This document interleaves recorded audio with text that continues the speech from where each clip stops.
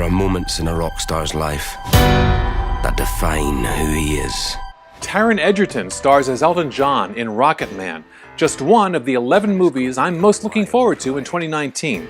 Hi, I'm Bill Newcott, film critic for the Saturday Evening Post. My 2019 preview, plus my interview with the director of Stan and Ollie. On this week's podcast, Movies for the Rest of Us. The three of you think you have extraordinary gifts, like something out of a comic book. I've developed an effective treatment for this disorder. Writer-director M. Night Shyamalan gets a free pass from me for life, if only for The Sixth Sense. But I'm really looking forward to his latest, Glass, opening in January. Shyamalan brings back Samuel L. Jackson and Bruce Willis from his creepy 2000 movie Unbreakable, and teams them up with James McAvoy from his 2016 hit, Split. They all play the same characters as before, and well, I just can't wait. What have you done, Elijah? Where's Jason? Jason? Where were you? I didn't know if you were lost. Stick with me, and I'll keep you safe. You know, just like M. Night Shyamalan, I think I'm always going to give Jordan Peele the benefit of the doubt just on the strength of his first movie, Get Out. So I'm really looking forward to Us, a thriller about a family that discovers a trip to the beach is no trip to the beach.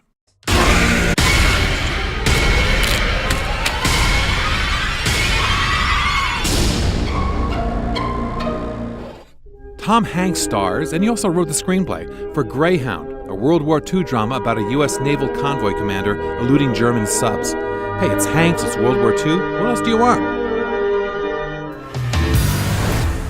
Here's a movie just for those of us who loved Bohemian Rhapsody. Taron Egerton stars as Elton John in ROCKETMAN, a song-filled biopic about the superstar's early days. It's directed by Dexter Fletcher, who made the wonderful Eddie the Eagle a few years ago. This ought to be good.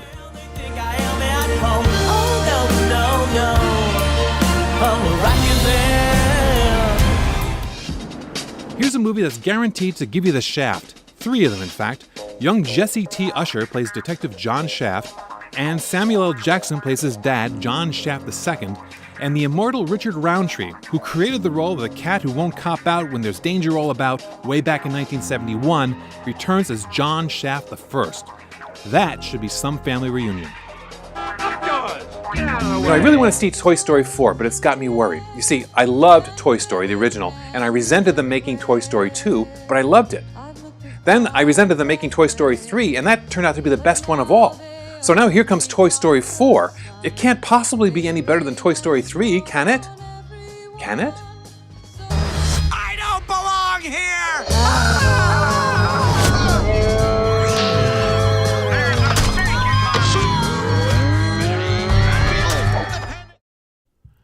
Sometimes the mere idea of a movie makes you simultaneously anxious and afraid to see it.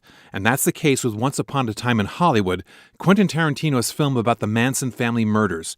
The story is told through the eyes of 2 fictional characters, a struggling actor, played by Leonardo DiCaprio, and his buddy, a stuntman, played by Brad Pitt. The cast includes Al Pacino, Bruce Dern, Brenda Vaccaro, and as Sharon Tate, Dakota Fanning. It's a painful story already, and with Tarantino at the helm, you can bet it'll be a challenge to sit through it.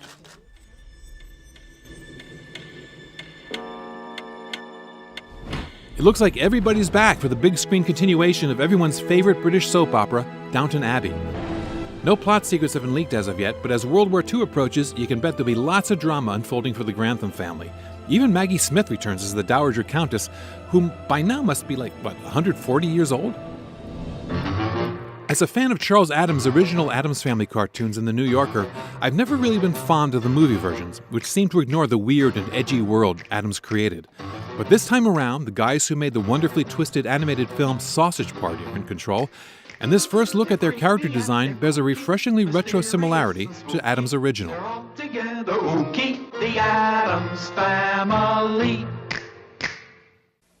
Tom Hanks was born to play TV's Mr. Rogers, and here he is, starring as everybody's favorite neighbor. Matthew Rhys plays a cynical writer for Esquire who's assigned to write about Fred Rogers and who comes away with his life changed forever.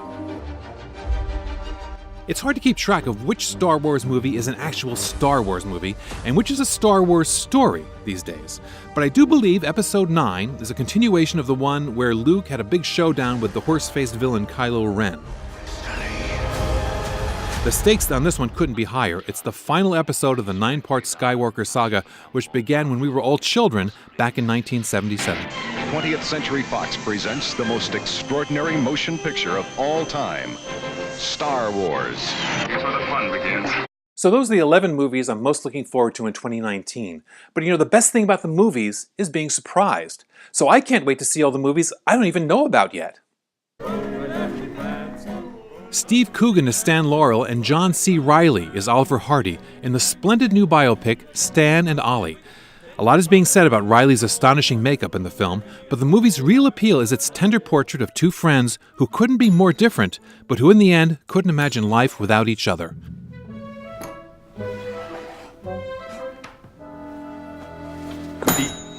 That wasn't me. I chatted with the film's Scottish director, John S. Baird, about this most unusual pair. Hi, Bill. Hi, John. What drew you to these two guys? Well, I grew up in the 70s and 80s, so I used to come home from school and they were on pretty much every day and used to watch it on my mum's, portable television. I used to dress as Stan Laurel at the school fancy dress party.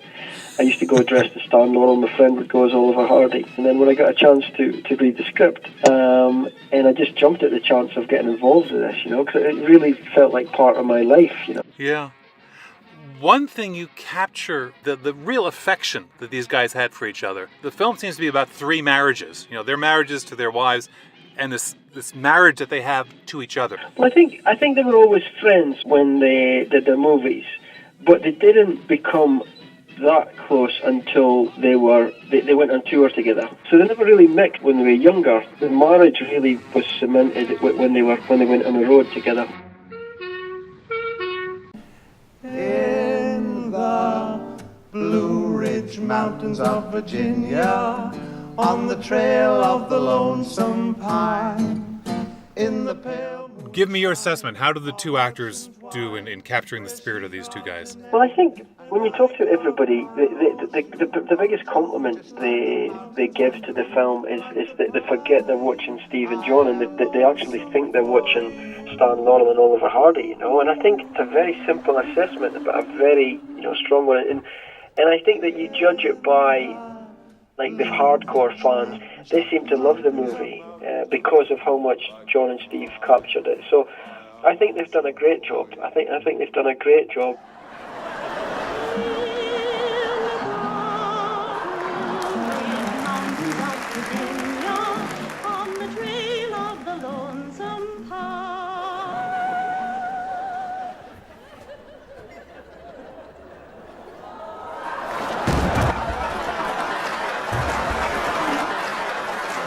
And that's our podcast.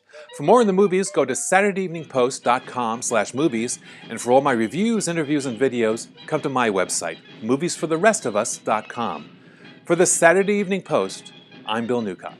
There's another nice mess you've gotten me into.